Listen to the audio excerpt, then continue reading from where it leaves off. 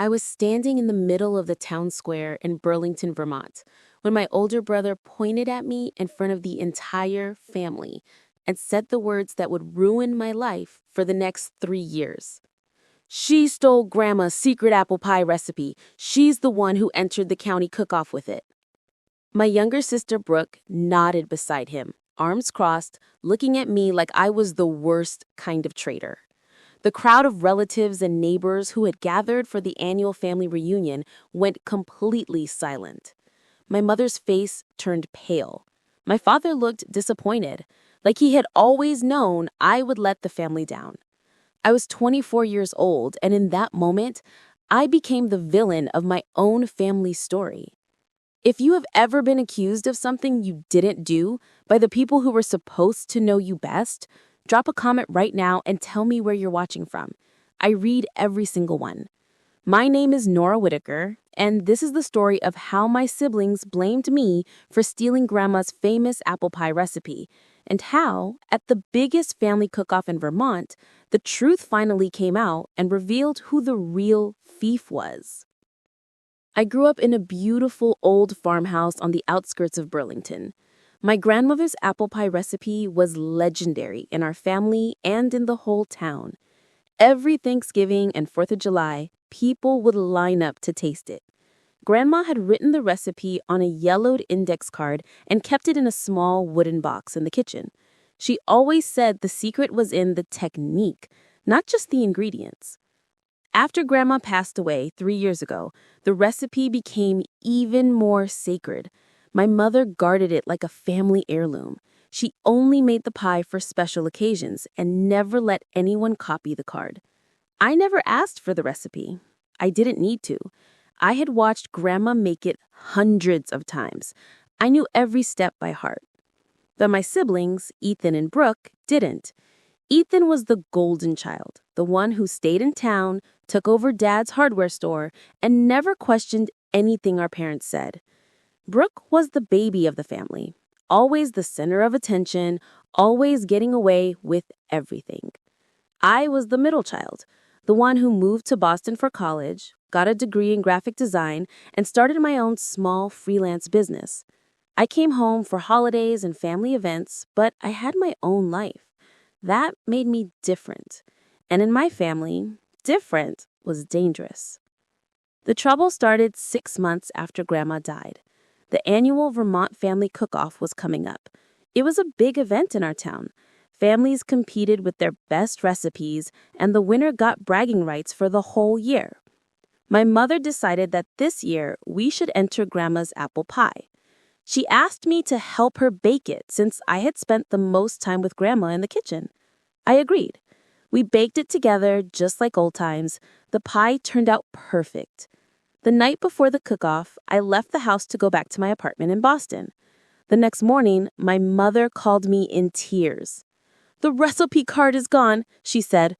"Someone took it." I drove back to Burlington immediately. When I arrived, Ethan and Brooke were already there. They both looked at me with accusation in their eyes. "You took it, didn't you?" Ethan said. "You're the only one who knew where Grandma kept it. You're the only one who wanted to enter the cook-off yourself." I was stunned. "I didn't take anything," I said. "I helped Mom bake the pie. Why would I steal the card?" Brooke crossed her arms. "Because you always think you're better than us," she said. "You moved away, you got your fancy degree, and now you want to show off Grandma's recipe as your own." My mother didn't defend me. She just stood there, looking between us, like she couldn't decide who to believe. That was the beginning of the end. The cook-off happened the next day. I didn't enter. I didn't even go. But someone entered Grandma's exact pie recipe under my name. The entry form had my signature on it, a signature I never wrote. The pie won first place, and my siblings made sure the entire family knew who they thought had stolen the recipe. Everything was finally falling into place, or so I thought. But the real betrayal, the one that would tear our family apart and reveal who the actual thief was still coming. The days after that cook-off felt like I had stepped into someone else's nightmare. My phone wouldn't stop buzzing. The family group chat was a nonstop flood of messages calling me a thief, a liar, and a disgrace to Grandma's memory. My aunt in Montpelier wrote that she always knew I thought I was too good for the family. My uncle in Stowe said he was disappointed I would stoop so low just to win a ribbon. Even cousins I barely spoke to chimed in with heart emojis and "this is so sad" comments. I sat in my small apartment in Boston, staring at the screen, reading every single message until my eyes burned. I tried replying once. I didn't take it. I wasn't even there. The replies came fast. "Stop lying, Nora. We all saw the entry form with your name on it. Grandma would be ashamed." My mother called me that same night.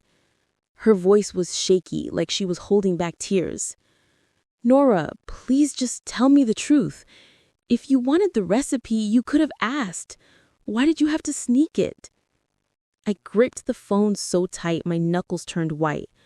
"Mom, I did not take the card. I helped you bake the pie that night, remember?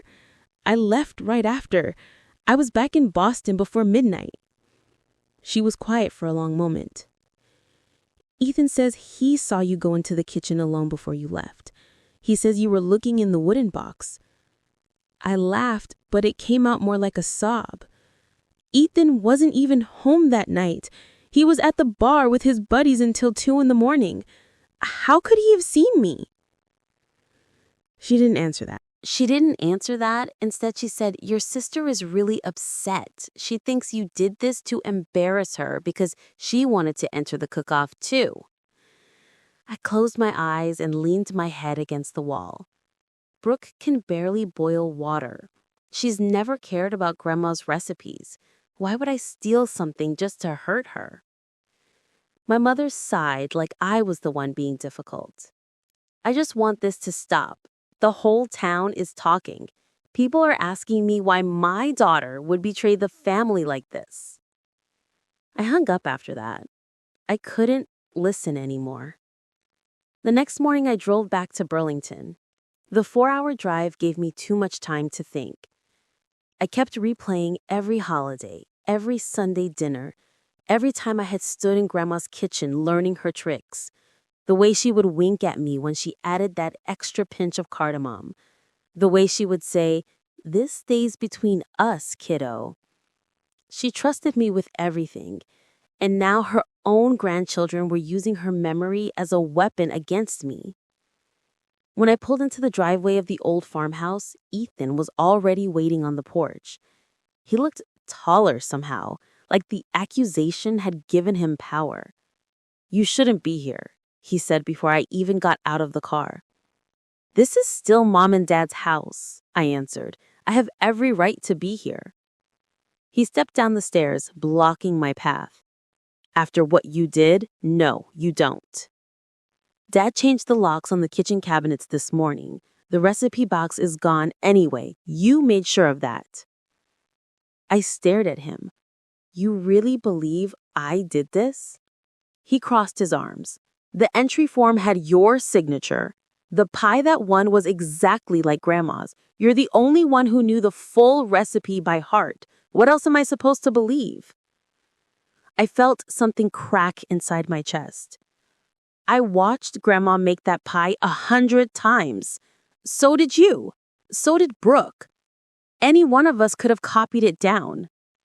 Ethan shook his head.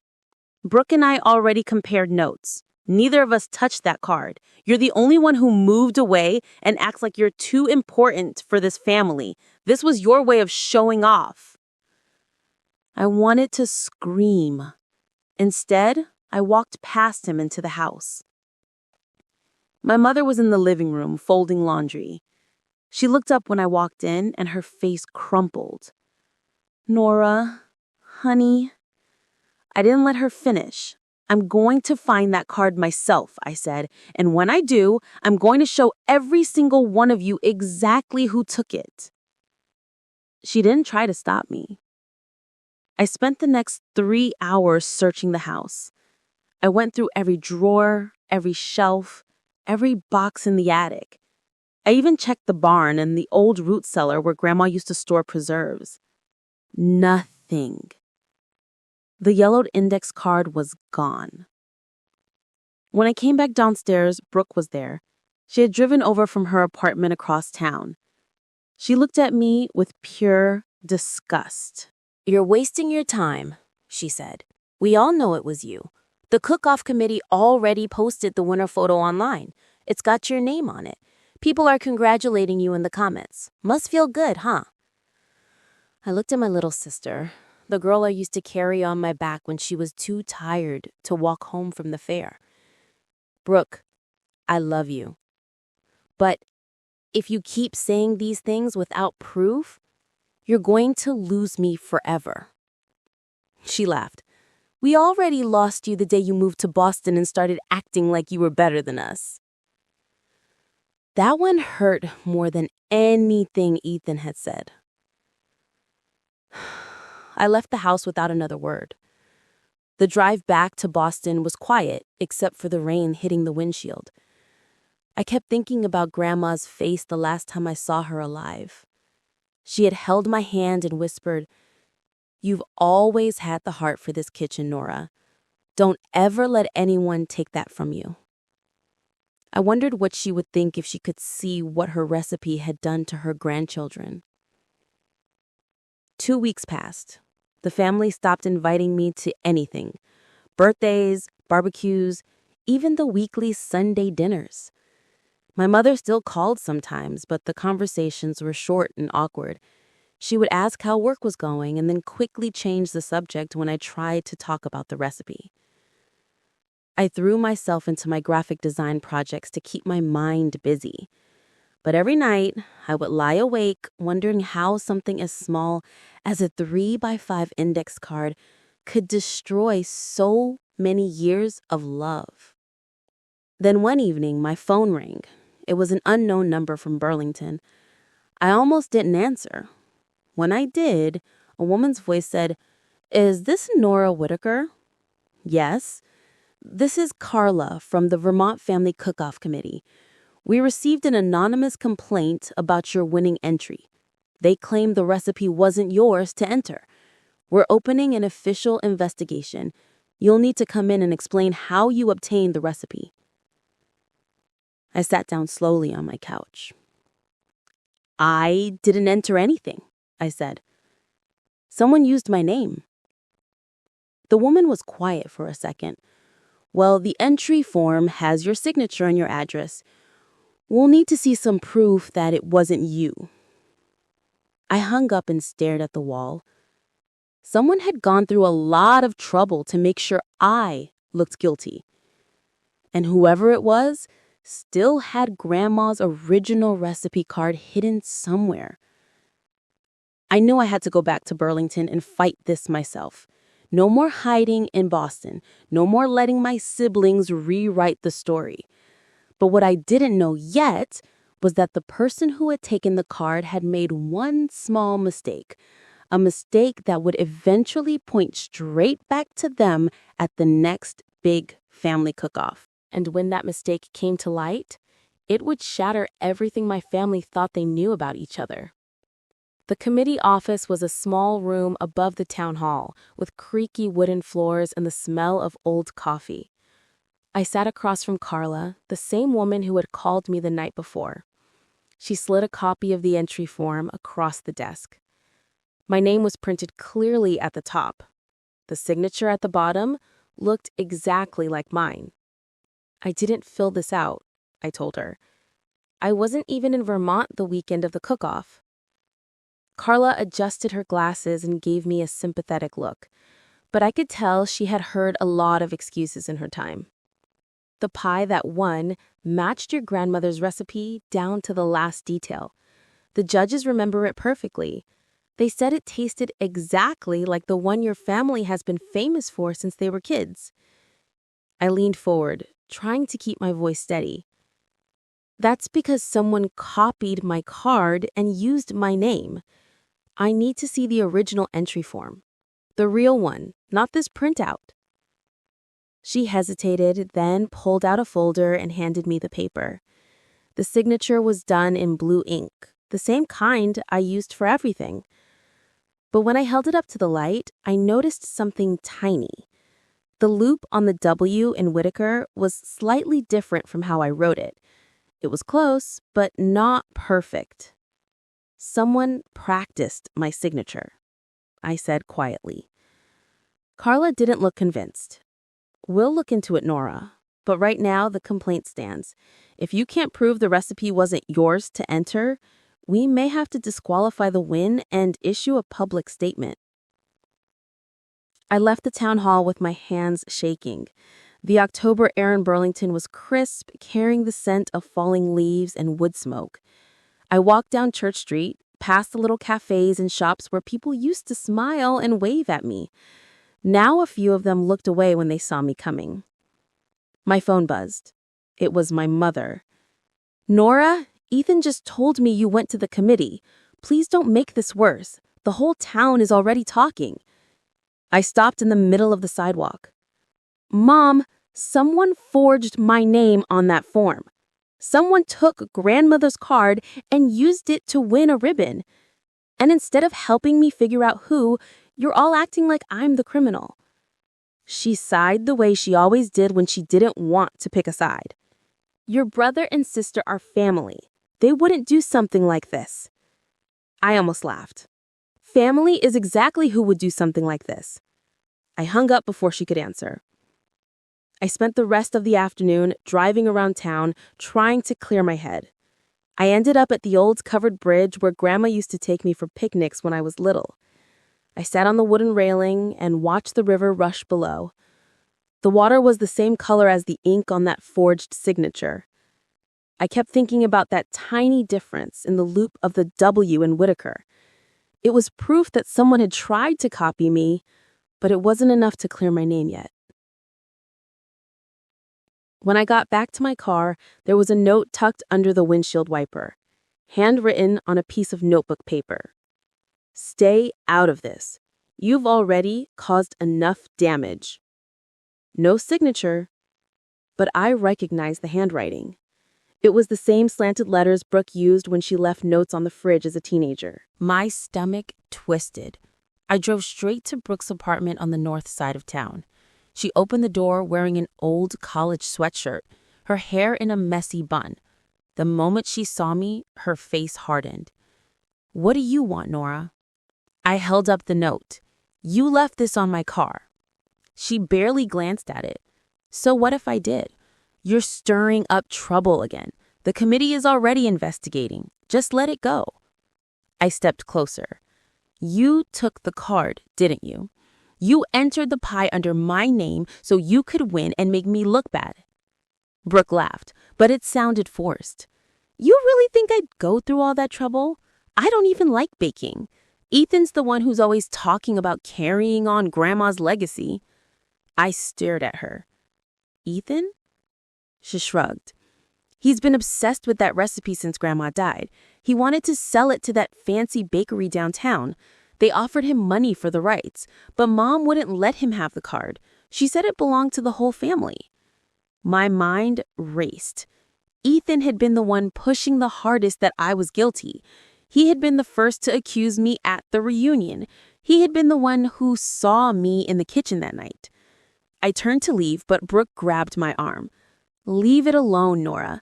You already moved away. You already have your fancy life in Boston. Let us have this one thing. I pulled my arm free.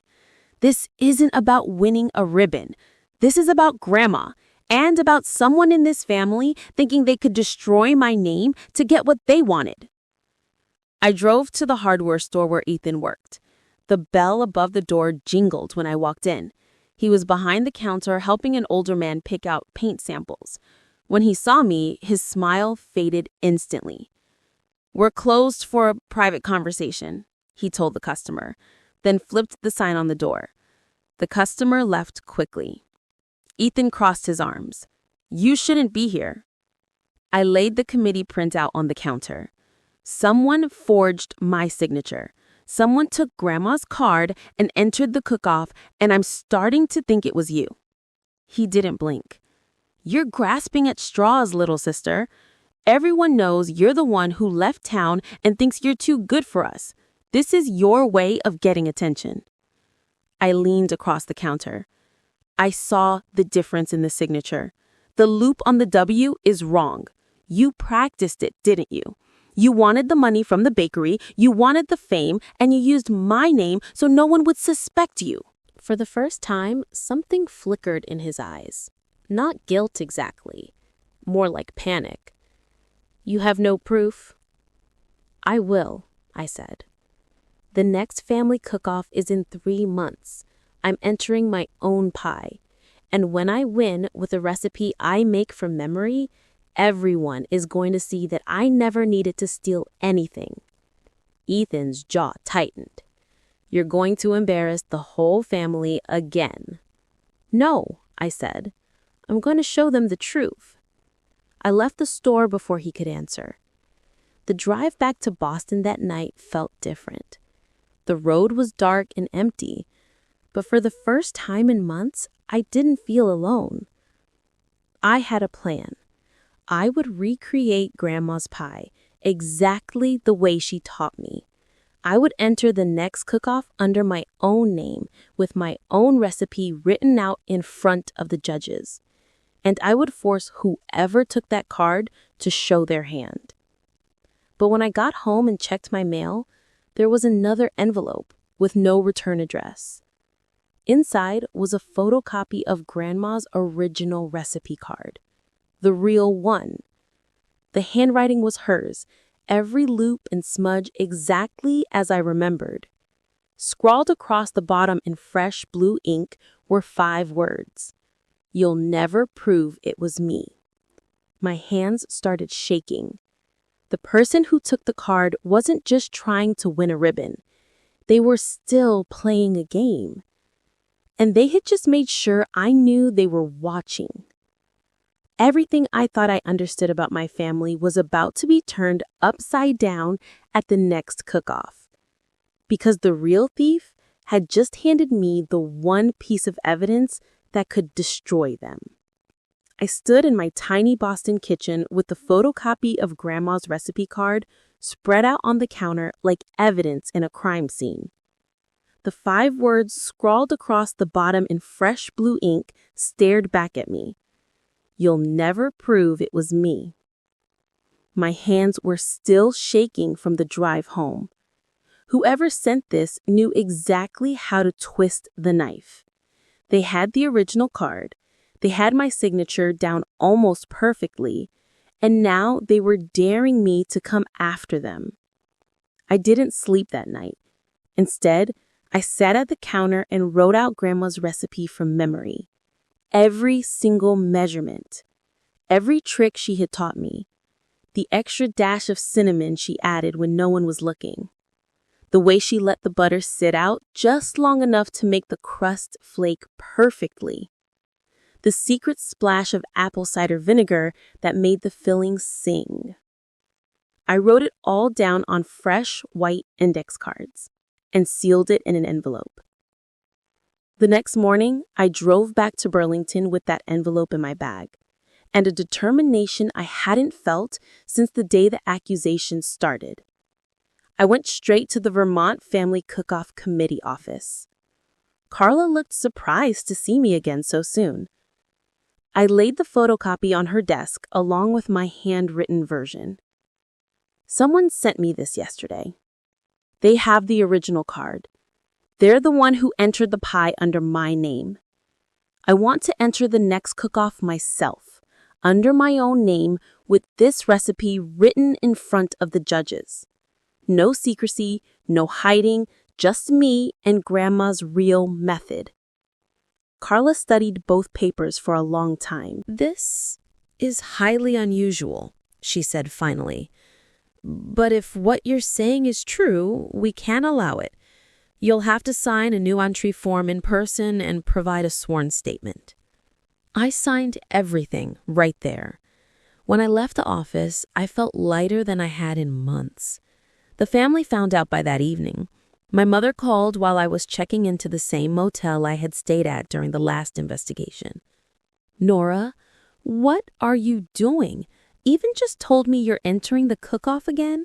Do you want to humiliate us even more? I kept my voice calm. I'm not humiliating anyone. I'm clearing my name. Someone stole the card and used my name to win. I'm going to show everyone I never needed to steal anything. She was quiet for a long moment. Your brother and sister are furious. They say this is just you trying to stir up more drama. I almost laughed. Mom, the drama started the day that card disappeared. I'm just ending it. She hung up without saying goodbye. The next 3 weeks became a strange kind of war. I stayed in Burlington full-time, renting a small studio above the old bookstore on Main Street. Every morning, I practiced the pie. I bought the exact same apples Grandma used, the same brand of flour, the same vintage pie plates from the antique shop. I invited a few neutral neighbors over for taste tests, people who had known Grandma but weren't part of the family gossip circle. They all said the same thing. It tasted exactly like hers. Ethan showed up at my studio one rainy afternoon. He didn't knock. He just pushed the door open and stood there, dripping on the floor. You need to stop this, he said. You're tearing the family apart. I kept rolling out pie crust, not even looking up. You tore it apart the day you accused me in front of everyone. He stepped closer. You really think I took the card? I run Dad's store. I have a wife and 2 kids. Why would I risk everything for a stupid pie recipe? I finally looked at him. Because the bakery downtown offered you $10,000 for the rights. Brooke told me you wanted the money, you wanted the glory, and you figured if you put my name on the entry form, no one would ever suspect you. His face went pale. Brooke talks too much. That was all the confirmation I needed. I didn't yell. I didn't accuse him again. I just slid the finished pie into the oven and set the timer. 3 weeks until the cook-off, Ethan. Show up if you want. Or don't. But I'm not backing down. He left without another word, slamming the door so hard the old windows rattled. Brooke came the next day. She looked smaller than I remembered, like the weight of everything was finally pressing on her too. I didn't know he was going to use your name, she said quietly. He told me he just wanted to enter the pie himself. He said Mom would never let him have the card because she always favored you. I helped him copy it one night when you were back in Boston. I thought it was harmless. I stared at my little sister. Harmless? You let the whole family believe I was a thief for months. You let them treat me like garbage. She wiped her eyes. I was jealous. You got to leave. You got to have a life outside this town.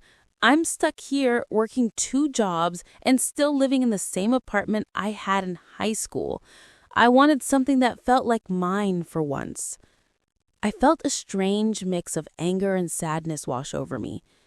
Grandma's recipe was never yours, or Ethan's, or mine alone. It belonged to all of us.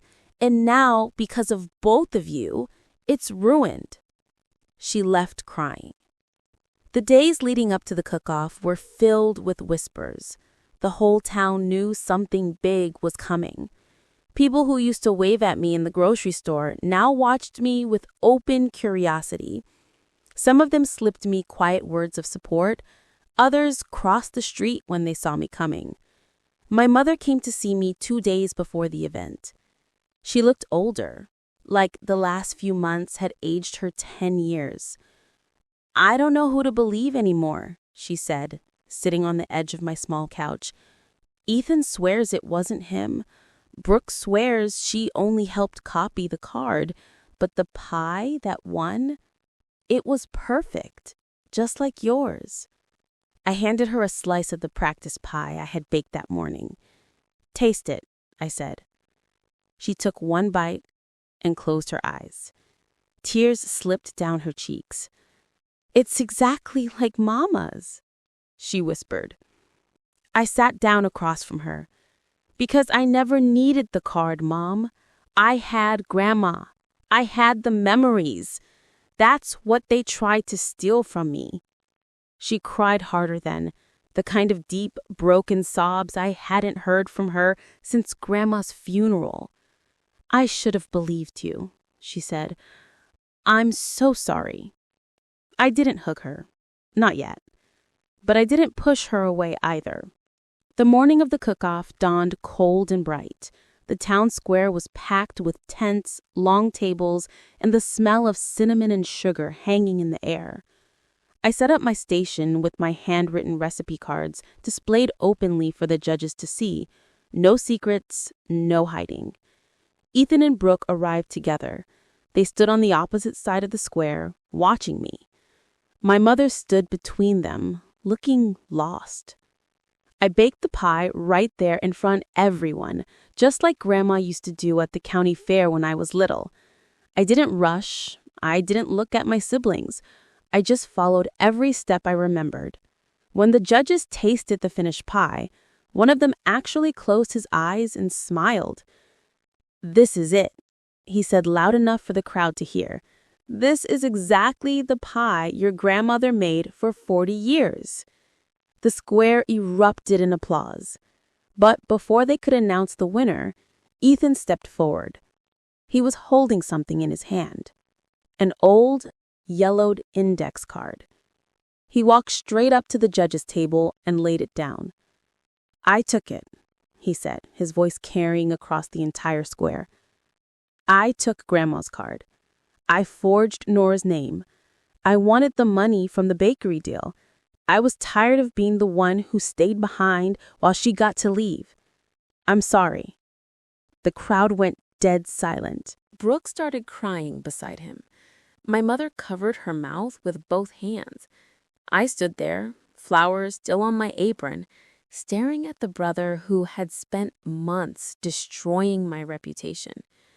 The head judge picked up the card, looked at it, then looked at me. Miss Whitaker, he said, it looks like you just won this year's cook-off, and it looks like the truth just won too. The applause started again, louder this time. But as the crowd cheered, I noticed something no one else seemed to see.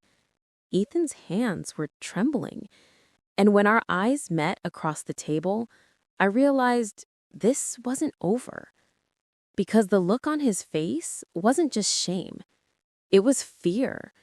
He had confessed, but he hadn't told the whole story yet. And whatever he was still hiding was about to come out in the worst possible way. The applause died down faster than I expected. One moment, the whole town square was cheering like I had just won the lottery, and the next, it felt like someone had pressed pause on the entire event. Ethan stood frozen in front of the judges' table, the yellowed index card still in his hand, his face the color of old paper. Brooke was crying openly now, not the angry tears I had seen before, but the kind that come when everything you built in your head comes crashing down. My mother looked like she might faint right there on the grass. I didn't move. Flour still dusted my apron. The warm pie sat on the table in front of me, steam curling up like it was the only thing in the world that still made sense. The head judge cleared his throat. Well, this is certainly a first for our cook-off. He picked up the original recipe card Ethan had just handed over and held it up so everyone could see Grandma's careful handwriting. Then he looked straight at me. Nora Whitaker, your pie today was made from memory and heart. It tasted exactly like your grandmother's. The committee has no doubt this is the real thing. You are officially this year's winner. The applause clapped again, but it was quieter this time, more confused than celebratory. People were whispering, turning to look at Ethan, then at me, then back at my brother. Ethan finally spoke, his voice cracking. I took the card 6 months ago. I copied it. I filled out the entry form with Nora's name because I knew if I used my own, Mom would never forgive me. The bakery downtown offered me $10,000 for the rights. I needed the money. The store has been losing customers. I have 2 kids. I panicked. He looked at me, eyes glassy. I'm sorry, Nora. I never thought it would go this far. Brooke stepped forward, wiping her face with her sleeve. I helped him copy it, she said, her voice small. I was mad at you for leaving. I thought if you got blamed, it would, I don't know, make things fair somehow. I was wrong. I'm so sorry. The square went so quiet, you could hear the wind moving through the maple trees. My mother walked up slowly. She took the original recipe card from the judge's hand and held it like it was made of glass. Then she turned to both my siblings. I raised you better than this, she said, her voice shaking but clear. Your grandmother trusted all of us with this recipe. Not one of us, all of us. And you two turned it into a weapon against your own sister. She looked at me next. Her eyes were full of something I hadn't seen in a long time. Real regret. Nora, I should have believed you from the very first day. I was scared of choosing sides. I was scared of losing any of you. I was wrong. I swallowed hard. The pie in front of me suddenly felt too heavy, too real. I didn't come here to destroy anyone, I said. I came here to prove I never stole anything. That's all. The judge handed me the blue ribbon. It felt strange in my hand, like it didn't belong to me anymore. I pinned it on the table next to my pie instead of on my shirt. After that, the crowd started to break up. People came over one by one to hug me or pat my shoulder. Some of them apologized for believing the rumors. Others just said they were glad the truth came out. I smiled and thanked them, but my mind was somewhere else. Ethan and Brooke stayed behind after everyone else left. The 3 of us stood there with our mother as the volunteers started taking down the tents. Ethan spoke first. I'll pay back the bakery money. I'll tell them the recipe isn't for sale. And I'll make what's right with you, Nora, whatever it takes. Brooke nodded, still crying. I'll delete every single post I made about you. I'll tell everyone it was us, not you. I looked at both of them for a long time. You don't have to do any of that for me, I said. Do it because it's the right thing. Because Grandma would have been ashamed of what we became over a piece of paper and some apples. My mother touched my arm gently. Come home tonight, please. We'll have dinner. Just the 4 of us. No fighting, no accusations. Just family. I almost said yes. Almost. But something still felt off. Ethan kept shifting his weight from foot to foot. He wouldn't look me in the eye for more than a second. There was something he still wasn't saying. I decided to push. Ethan, I said quietly so only the 4 of us could hear, why did you really need that $10,000? The store has been in the family for 30 years. It's never been in real trouble before. He froze. Brooke looked at him too, confused now. Yeah, you told me it was for the kids' school stuff and some credit card debt. But you paid cash for that new truck last month. Ethan's face went pale again. It's nothing. Just drop it.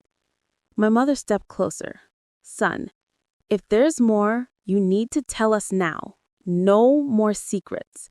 He looked like he was about to crack. Then he did. I owe money, not to the bank, but to some guys who run the poker games behind the old mill. I got in deep trying to make extra cash after the store slowed down. The bakery deal was supposed to fix everything. When they offered the 10 grand for the recipe rights, I thought it was my way out. I never meant for it to blow up like this. The silence that followed was heavier than anything that had come before. My mother covered her mouth. Brooke looked like she might be sick. I felt the last piece of the puzzle click into place. You didn't just steal the card to win a ribbon. You stole it because you were desperate. And you were willing to destroy my name to save yourself. Ethan nodded, tears finally spilling over. I'm sorry. I'm so sorry. I didn't know what to say. The anger I had carried for months was still there, but now it was mixed with something else. Pity, maybe, or just exhaustion. We stood there in the empty square as the sun started to set behind the mountains. The blue ribbon fluttered on the table beside my winning pie. It should have felt like victory. Instead, it felt like the beginning of something even more complicated. Because Ethan's confession had opened a door none of us were ready to walk through. And whatever came next, the gambling debts, the people he owed money to, the way this secret had almost torn our family in half, was going to test every single one of us in ways the recipe card never could. I looked at my brother, my sister, and my mother, and I realized the real cook-off wasn't about pies anymore. It was about whether we could still be a family after everything we had done to each other. And right now, the answer felt anything but certain. The town square had never felt so empty, even though it was still full of people packing up tents and stacking chairs. The blue ribbon lay on the table beside my pie, like it didn't know what to do with itself anymore. Ethan stood there with his shoulder slumped, the original recipe card still in his hand like it had burned him. Brooke kept wiping her eyes with the sleeve of her sweatshirt. My mother looked between all of us like she was trying to memorize our faces before everything changed forever. I didn't know what to say. The anger I had carried for months was still sitting in my chest, but it felt different now, heavier, mixed with something that almost felt like relief. Ethan finally broke the silence. His voice was rough, like he had been swallowing glass. "I owe $18,000, he said, not 10. I lied about that too. The guys I owe, they're not the kind who send polite reminders. They came to the store last week. They said if I didn't pay by the end of the month, they'd take the truck and maybe more." Brooke's head snapped up. "You told me it was only $8,000. I didn't want you to worry. I thought the bakery money would fix it.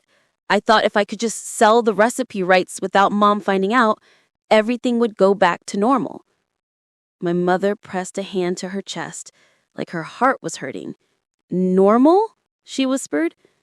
"You let your sister take the blame for months. You let the whole town think she was a thief. And you did it for gambling money?" Ethan looked at the ground. "I know." I took a slow breath and stepped forward. The grass felt cold under my shoes. "I'm not going to pretend this is okay," I said. "I'm not going to say I forgive you right now, because I don't. But I'm also not going to watch you drown, not if we can do something about it." Ethan looked up, surprised. "You don't have to help me." "I know. That's why I'm choosing to." My mother nodded slowly, like she was making a decision right there in front of us. "The house has some equity. Your father and I can take a small loan against it. We'll pay off what you owe. But there are conditions, Ethan. You go to counseling, you sell the truck if you have to, and you never touch another poker game again." Brooke wiped her face again. "I'll help at the store on weekends. No more complaining about my jobs. We'll figure it out together." Ethan looked like he might cry right there in front of the whole town. He nodded once, hard. "I'll do whatever it takes, I swear." The four of us stood there while the last of the cook-off crowd drifted away. Someone had left a stack of paper plates and forks on the next table. Without saying anything, I cut 4 slices of the winning pie and handed them out. We ate in silence. The crust flaky, the filling sweet with that secret splash of apple cider vinegar Grandma always added. It tasted like home. It tasted like everything we had almost lost. After we finished, my mother spoke again. "I think we should do this every year," she said. "Not the competition part, just the 4 of us baking Grandma's pie together. No secrets, no winners or losers, just remembering." I looked at the blue ribbon still lying on the table. I picked it up and pinned it gently to my mother's coat instead of keeping it for myself. "You keep it," I said, "for the family." She touched the ribbon like it was something precious and fragile. That night, we went back to the old farmhouse. My father was waiting on the porch, even though he had stayed out of the drama until now. When he saw all four of us walking up the driveway together, he didn't ask questions. He just opened the door wide and let us in. We sat around the kitchen table until almost midnight. Ethan told us the full story of how the gambling started, how it snowballed, how scared he had been. Brooke admitted she had been jealous of my life in Boston for years, and how that jealousy had made her blind to what she was doing. My mother talked about how lost she had felt after Grandma died, and how she had leaned on all of us too hard instead of facing her own grief. I listened more than I spoke. When it was my turn, I told them how it felt to be erased from the family for months, how every text, every whisper, every sideways look had chipped away at the person I thought I was, how the photocopy with those 5 cool words had almost made me give up and move away for good. By the time the old grandfather clock in the hall struck 1, something had shifted in the room. It wasn't forgiveness, exactly. Not yet.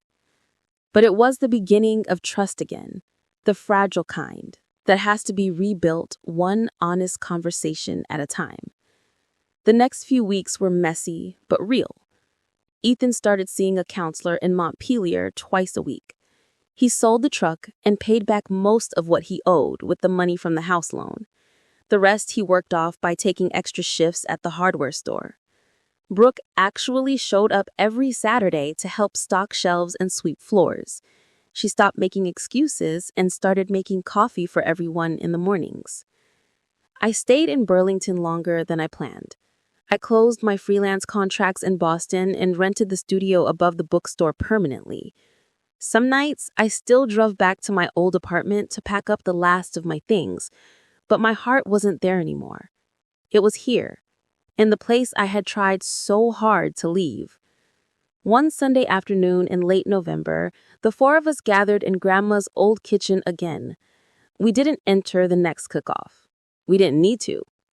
We baked 3 pies together, side by side, laughing when Brooke burned the first crust and cheering when Ethan finally got the lattice top right.